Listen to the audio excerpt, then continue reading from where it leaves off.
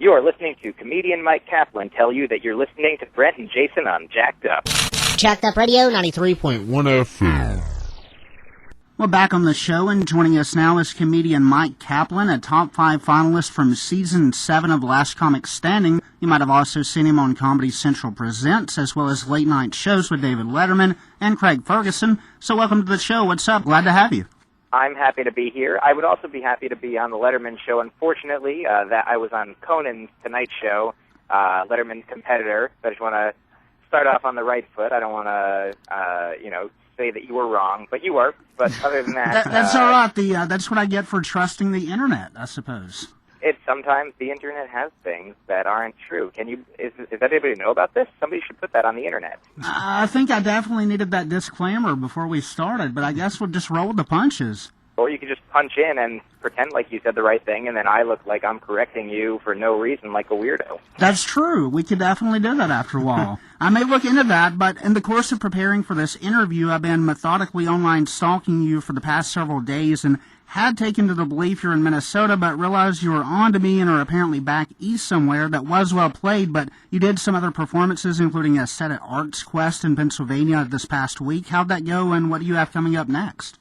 Arts Quest was a lot of fun. I recommend it if you're there, or if you're not there, you could go there. I mean, you don't have to. It's not just for people who live in that building, but it was a lot of fun. It was in a giant, old steel factory where I guess they were like, oh, no more steel industry. Now it's on to comedy. The the steel of the future, I think, is what nobody says. But then I was in Minneapolis and onward. Next week I go to L.A. and I'm there for a few days doing some shows, and then up to Myrtle Beach, South Carolina, I think, and then it's June, and who knows? I don't plan too far ahead. Winding the clock back a little, of course, you were on Season 7 of Last Comic Standing last year as well, and went on to become finalist in 5th place. So can you tell us a little bit about the experience of being on a competition such as LCS, where you're being judged and under the microscope? Well, I feel like it was much larger than a microscope. Only one person can look through a microscope, but millions of people look through TVs or look at them. Only one person looks at a camera. Well, there's a couple cameras on you. So I guess what I'm trying to say is that it's just like being under a microscope, except I am more advanced than a paramecium. And so does that answer your question by saying nothing? It was a lot of fun. I mean, I think competition isn't necessarily the ideal structure for, an artistic endeavor like stand-up comedy or anything, but it's sort of a construct that exists in our society, in our entertainment system. So the fact that, I was just happy to be selected. There's a lot of arbitrary factors that go in. All you can do is be yourself, do your work, write, create, perform, and then if you are rewarded by this, machine, then wonderful. And so I was very happy to be luckily selected among many worthy competitors. A lot of them were my friends. A lot of them became my friends. It was a great time, and that is the answer. Very cool. We'll get back to Last Comic Standing in a second, but straggling away from that really quickly, I've read that you changed the spelling of your name from the traditional Michael to MYQ. How'd that originate? And before you tell us, I just wanted to add really quickly that this actually led to some personal confusion when Jason and I watched your Comedy Central show a few weeks ago. I was under the impression you were Arabic at first, so imagine my surprise when you turned out to be Jewish. Jason, being Jewish himself, was not so shocked, but I digress. How'd it come about?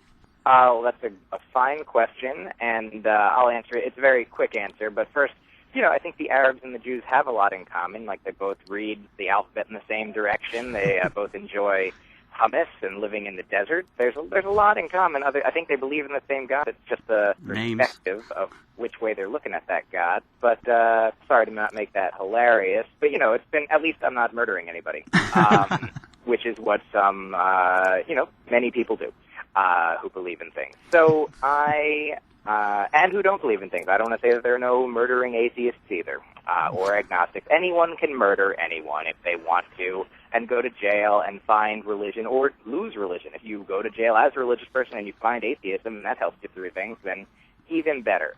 So I changed my name, I think, around when Prince changed his name to a symbol. I was a weird kid, and I was like, hey, that guy's a weird adult, I'm going to do something like that too. But instead of making up my own letter, I at least kept it in the alphabet. So now I do get confused for, I think that's the first time I got Arabic. I've gotten Black and French and Vietnamese before. and those are all the people looking at me. So I'm a very confusing, confounding figure. But I apologize for causing you and anyone else trouble. You're right. I mean, I know it's the name Mike, that thing by Shakespeare about a rose and a name and smelling. So I smell like everybody else who has a name. And it's just a matter now of being more easily Googleable. Like, this is sort of, I'm stuck with it now, whether like it or not. That's my website, and I'm not getting another one. Well, now, we've touched on some of the things you did last year, like LCS and whatnot, but you also released your CD, Vegan Mind Meld, which went on to become a top 10 seller in iTunes within the comedy genre. Did the success of the release surprise you, and are there any more live albums or special projects in the upcoming months, or are you just going to be on the road? I'm definitely going to release more comedy in the future, be it more CDs or a DVD or a long special on either Comedy Central or Showtime or wherever we'll have it, wherever it'll end up. Like, that's sort of in the near to medium future plan, schedule, goal, system, itinerary. I think that's what you call it, right? Use those 5 words. So no future plans for a book? Books. I enjoy writing. I'm happy. Like, I've not ruled anything out. If somebody says, "Hey, write a book," and we'll make it and sell it, then great. Or if I decide to do that on my own beforehand, like right now, I'm very focused on continuing to tour and perform as many places as possible. Keep traveling around to where the people that want to see me are, and hopefully make other people want to see me or be aware of me. That's my main goal, is to just of all the people that could like me, make them know who I am and give them the chance to like me, and then for the ones that don't, try and stay away from them.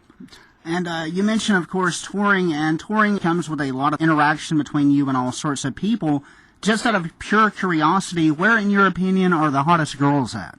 The hottest girls are in New Paltz, New York, which is where my girlfriend lives. She's the only one that I look at. Is she listening? I don't think so. We might be able to get away with this one.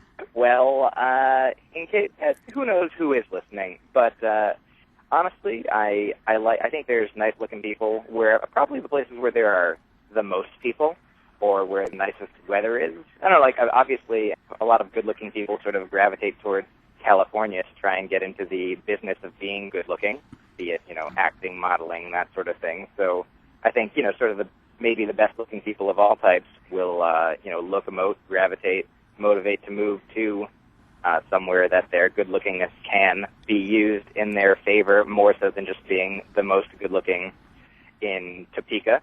I don't know. I don't know why I chose Topeka, but not saying that maybe Topeka has the most. Maybe everybody's going to Topeka.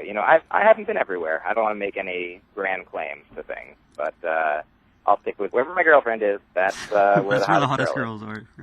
So, speaking of touring, what's your favorite part of it? And on the other side, what's the worst part of it for you?